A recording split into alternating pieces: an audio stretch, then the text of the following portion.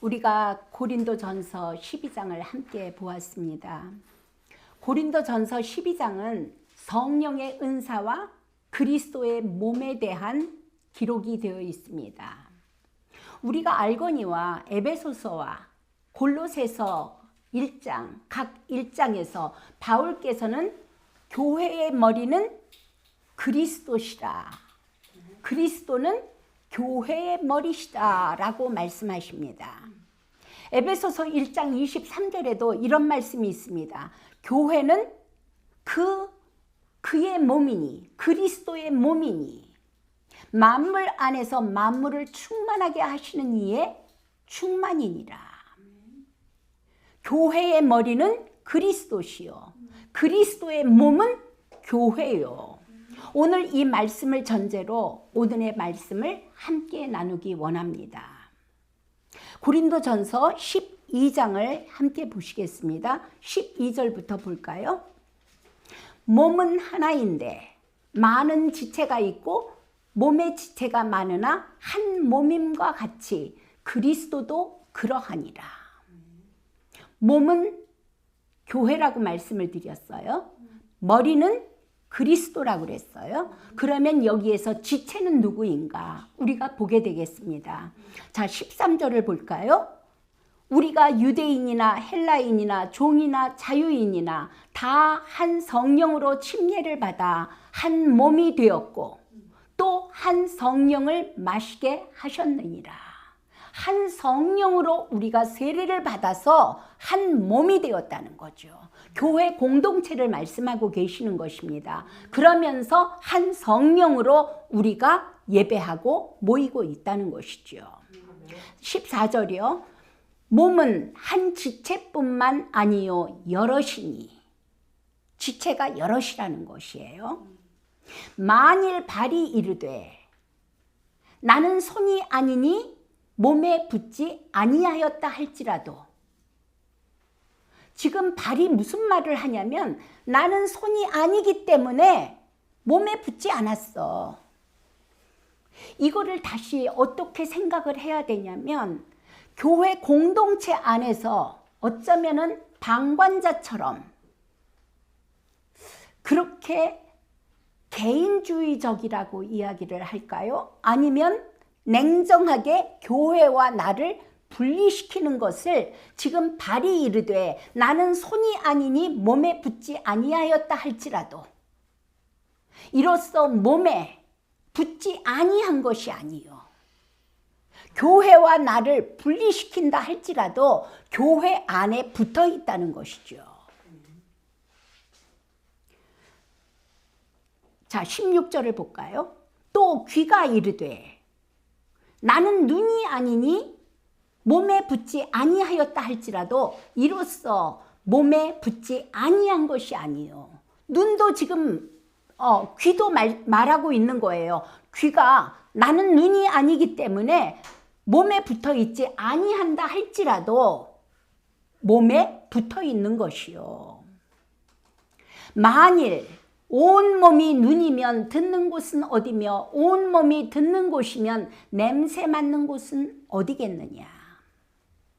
그러나 이제 하나님이 그 원하시는 대로 지체를 각각 몸에 두었으니 만일 한 지체뿐이면 몸은 어디냐. 한 지체뿐만이 아니라는 거예요. 여러 개의 지체가 있다는 것을 말씀하고 계십니다. 이제 지체는 많으나 우리 안에 성도는 많으나 성도는 여럿이나 몸은 하나니라. 교회는 그리스도의 몸을 상징하는 교회는 하나니라. 한 몸 안에 우리 성도 여러 사람이 몸을 이루고 교회를 이루고 있다는 것이지요. 21절 볼까요? 눈이 손더러 내가 너를 쓸데없다 하거나 또한 머리가 발더러 내가 너를 쓸데없다 하지 못하리라. 그뿐 아니라 더 약하게 보이는 몸의 지체가 도리어 요긴하고 연약해 보이는 몸의 지체가, 연약한 지체, 우리가 이야기를 하자면 믿음이나 인격이나 학벌이나 등등 여러 가지 연약한 지체가 도리어 요긴할 수 있다는 것이지요. 예를 들면 우리가 새끼손가락 하나 아프고 새끼발가락 하나 아파봐요. 평소에는 있는지도 모르고 살았던 이런 연약한 지체가 조금만 다쳐보세요. 그때는 그 소중함을 알게 됩니다. 우리가 몸에 덜 귀히 여기는 그것들을 더욱 귀한 것으로 입혀주며 우리의 아름답지 못한 지체는 더욱 아름다운 것을 얻느니라. 연약한 것을 더 관심을 두고 보호한다는 것이지요. 잘하고 있는 사람은 잘하기 때문에 그렇게 많은 염려나 신경을 쓰지 아니할지라도 특별히 연약한 자들, 믿음이 연약하고 성품이 연약하고 여러 가지 연약한 자들에게 더욱 관심을 가지라는 이야기지요. 24절 볼까요? 그런즉 우리의 아름다운 지체는 그럴 필요가 없느니라. 성숙한 지체는, 아름다운 지체는 우리가 그렇게까지 신경 쓰지 아니하여도 괜찮다. 오직 하나님이 몸을 고르게 하여 부족한 지체에게 귀중함을 더하사. 부족한 지체에게 귀중함을 더하사. 몸 가운데서 분쟁이 없고 오직 여러 지체가 서로 같이 돌보게 하셨느니라. 믿음이 성숙한 자는 믿음이 성숙한 자로서의 의무가 있는 것입니다. 사명이 있는 것입니다. 26절을 볼까요? 만일 한 지체가 고통을 받으면 모든 지체가 함께 고통을 받고 한 지체가 영광을 얻으면 모든 지체가 함께 즐거워하느니라. 우리 교회가 말씀처럼 한 지체가 고통을 받으면 판단하거나 정죄하거나 나와 상관없다는 식으로 냉정히 무시하는 것이 아니라 주님은 우리가 함께 아파하며 소망 가운데 함께 기도하는 교회가 되기를 바라십니다. 또한 한 지체가 영적으로든 육적으로든 영광을 받게 되었을 때 부러워하며 질투하는 것이 아니라 형제 안에서 하나님의 나타내심을 함께 즐거워하는 아름다운 교회가 되기를 하나님은 원하십니다. 27절을 볼까요? 너희는 그리스도의 몸이요. 너희 교회 공동체는 규모가 크든지 작든지 그것은 그리스도의 몸이요. 지체의 각 부분이라. 교회 구성원, 성도 한 사람 한 사람은 몸의 지체라. 지체의 각 부분이라. 어떤 사람은 귀요, 어떤 사람은 손이요, 어떤 사람은 머리요, 어떤 사람은 발이요. 각 부분이라. 하나님이 교회 중에 며칠 세우셨으니 첫째는 사도요, 둘째는 선지자요, 셋째는 교사요, 그 다음은 능력을 행하는 것과 다스리는 것과 각종 방언을 말하는 것이라. 다 사도겠느냐? 다 선지자겠느냐? 다 교사겠느냐? 다 능력을 행하는 자겠느냐? 다 병 고치는 은사를 가진 자겠느냐? 다 방언을 말하는 자이겠느냐? 다 통역하는 자이겠느냐? 다양하다는 말씀을 하고 계시는 것이에요. 우리는 이 다양성에 대해서 인정할 수 있어야 되는 것이지요. 고린도전서 12장 초반을 볼까요? 6절에도 볼게요. 교회의 사역에 대해서 바울은 말씀하고 기록했습니다. 6절, 또 사역은 여러 가지나 모든 것을 모든 사람 가운데서 이루시는 하나님은 같으니. 사역은 여러 가지예요. 모든 사람이 사역이 다 다를 수 있어요. 그러나 그 가운데 이루시는 분은 하나님 한 분이시라는 것이죠.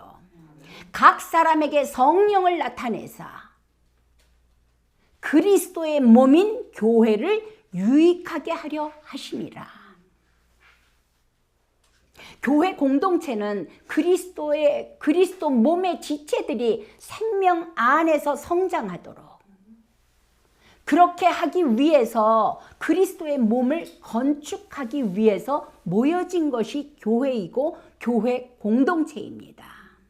생명 안에서 지체들이 성장해 갈 수 있도록 모여진 공동체가 교회라는 것이죠. 그리고 모여서 예배하는 것입니다. 자, 8절을 볼까요?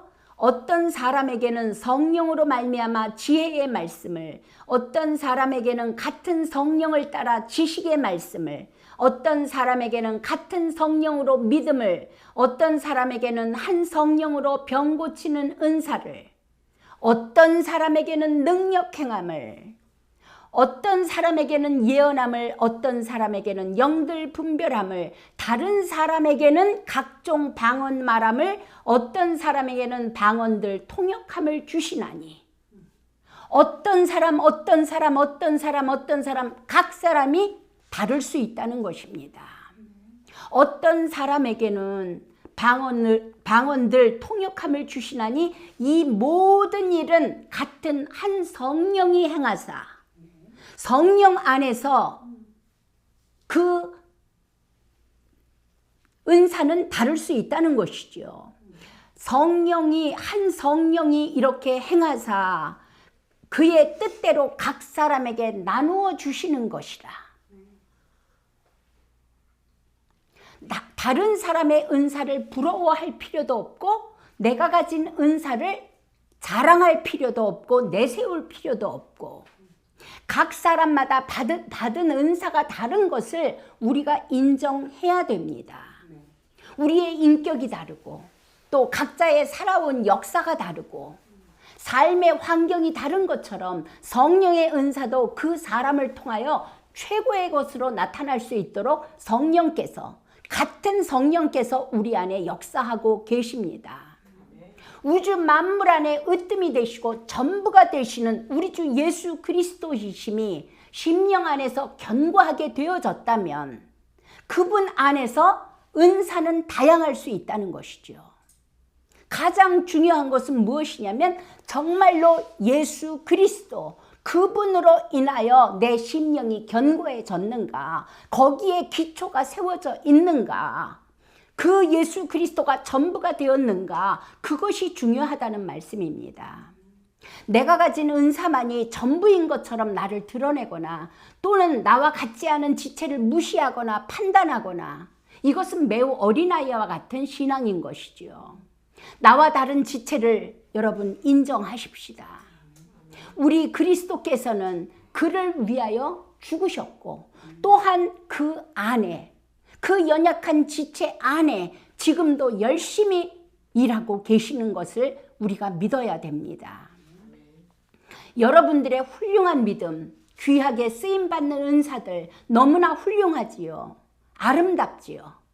그러나 모든 은사와 직임의 기초는 사랑이어야 유익한 것이 됩니다. 사랑에 기초하지 않았다면, 사랑이신 예수 그리스도의 기초에, 예수 그리스도 안에 기초하지 않았다면 유익한 것이 될 수 없다는 것을 말씀하십니다. 아무리 좋은 은사를 가졌더라도 사랑에 기초하지 않았고 사랑이신 그리스도에게 기초하지 않았다면 소용이 없을 수 있다는 것이죠.